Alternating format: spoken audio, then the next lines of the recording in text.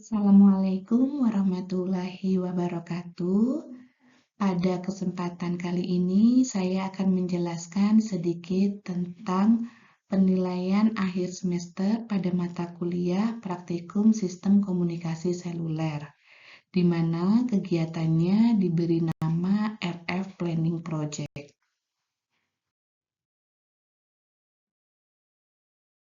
Pada kegiatan RF Planning Project ini, kalian secara berkelompok diminta untuk melakukan perencanaan baik dari sisi capacity maupun coverage planning di suatu wilayah.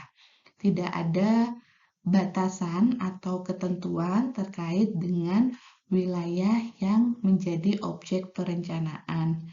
Cuman kalau boleh saran, pastikan bahwa wilayah tersebut memiliki data dukung yang lengkap, kemudian untuk wilayahnya juga tidak memiliki cakupan yang terlalu luas agar nanti ketika kalian mensimulasikan, kalian tidak habis waktu untuk menambahkan transmitter atau site sejumlah yang dibutuhkan. Pada proyek ini ada beberapa pekerjaan yang harus dikerjakan ya, tentunya secara berkelompok. Yang pertama adalah melakukan perhitungan dari sisi capacity planning dan juga dari coverage planning-nya. Kemudian dilanjutkan dengan simulasi capacity serta coverage planning dan yang terakhir adalah laporan. Untuk poin perhitungan, baik capacity maupun coverage planning ini bukan hanya terkait dengan proses menghitung saja ya, tetapi berkaitan juga dengan penentuan nilai pada parameter-parameter yang dibutuhkan, seperti itu. Ketentuan pada proyek kali ini meliputi yang pertama adalah satu kelas dibagi menjadi 4 kelompok, di mana jumlah anggota kurang lebih sama. Jadi, untuk pembagian kelompok, saya serahkan kepada kalian. Silakan dimusyawarahkan untuk mencapai mufakat. Kemudian yang kedua adalah perhitungan baik dari sisi capacity maupun coverage planning menggunakan Microsoft Excel. Jadi nanti satu file Excel kalian bisa isi ya, ada 2 sheet, yang mana sheet pertama adalah capacity, kemudian sheet yang kedua adalah coverage. Untuk tabel pada Microsoft Excel-nya minimal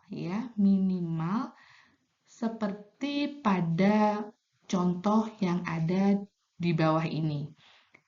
Pada kolom pertama ada parameter, kolom kedua nilainya, kemudian kolom ketiga referensi atau keterangan. Jadi dicontohkan misal parameternya ini adalah besarnya daya yang ditransmisikan. Ditulis aja berarti di situ Tx power gitu ya. Nah, nilainya misalkan kalian isi minus 40 dBm. Nah, nilai ini pastikan kalian mengacu pada satu referensi tertentu yang mana sudah melalui pertimbangan menggunakan nilai tersebut.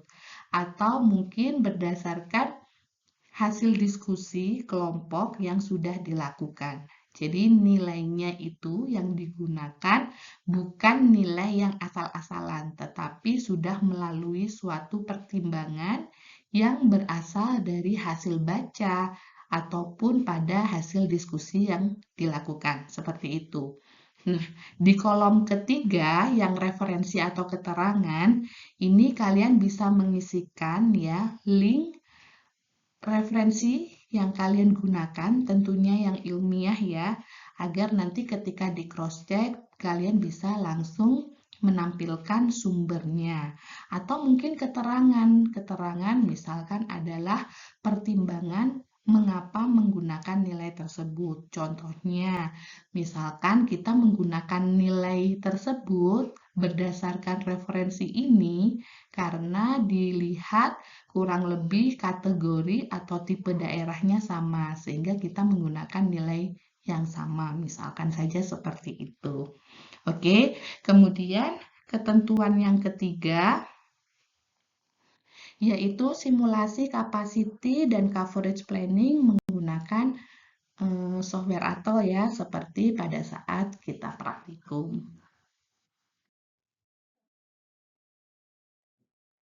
Baik, berikutnya untuk ketentuan laporan minimal memuat cover, pendahuluan, dasar teori, metodologi perencanaan, hasil dan analisis, kesimpulan dan saran, serta daftar pustaka.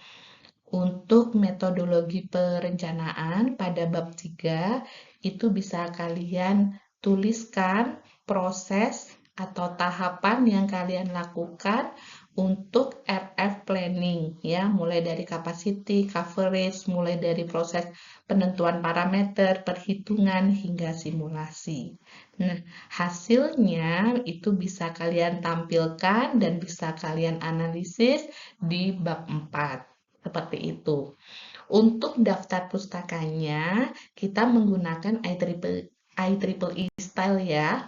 Jadi nanti silakan disesuaikan untuk format penulisannya.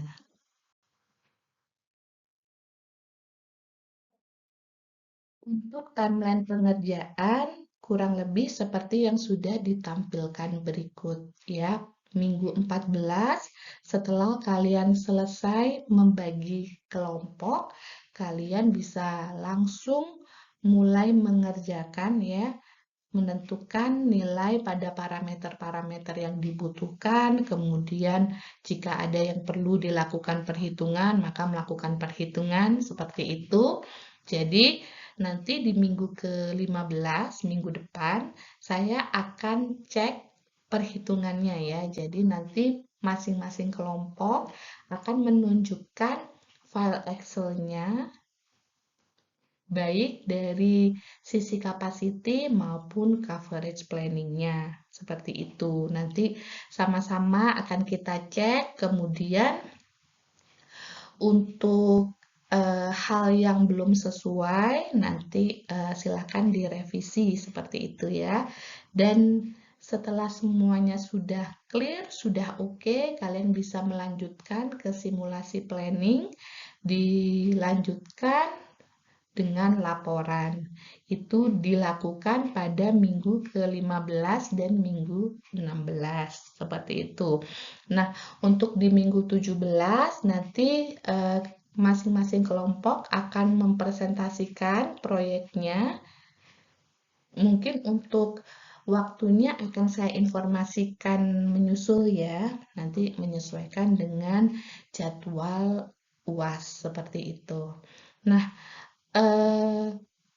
mungkin untuk tahap pertama ada kebingungan gitu ya, Bu, ini parameter-parameter apa saja yang perlu saya cari, yang perlu saya cantumkan. Nanti silakan kalian baca referensi ya.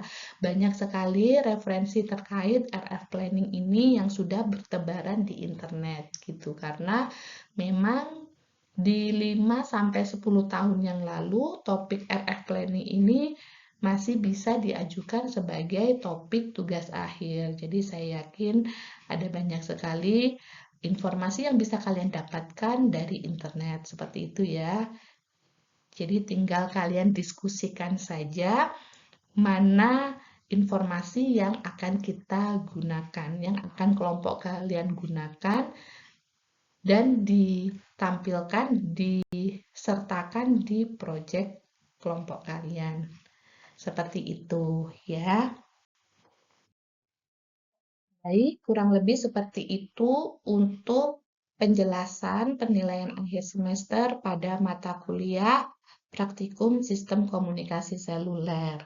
Jika ada yang belum jelas atau ada yang mau ditanyakan, silakan untuk menghubungi saya melalui WA. Insya Allah secepat mungkin akan saya balas. Seperti itu. Silakan ya sesegera mungkin kalian kerjakan, manfaatkan waktu yang ada, karena saya yakin tugas kalian juga banyak, gitu ya. Jadi semoga semuanya sehat selalu dan tetap semangat. Terima kasih. Saya akhiri. Wassalamualaikum warahmatullahi wabarakatuh.